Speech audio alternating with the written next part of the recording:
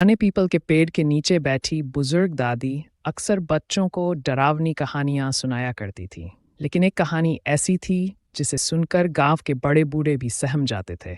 सुगाहन चुड़ैल की कहानी। शुभा की शादी गांव में शुभा नाम की एक नवविवाहित लड़की थी। उसकी शादी बड़े धूमधाम से हुई थी और वह अपने पति रमेश के साथ बहुत खुश थी।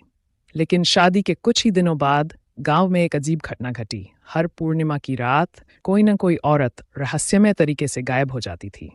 गांव के लोग डरने लगे, पर किसी को कुछ समझ नहीं आ रहा था। एक दिन रमेश को दूर शहर जाना पड़ा और शुभा को अकेले ही घर पर रहना पड़ा।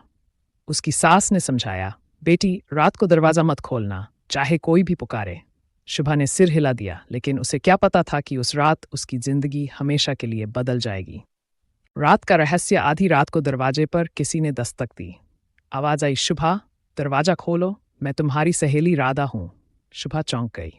राधा तो पास के गांव में रहती थी, वह इतनी रात का यहाँ कैसे आ सकती है? लेकिन आवाज जानी पहचानी थी, तो उसने धीरे धीरे दरवाजा खोल दिया।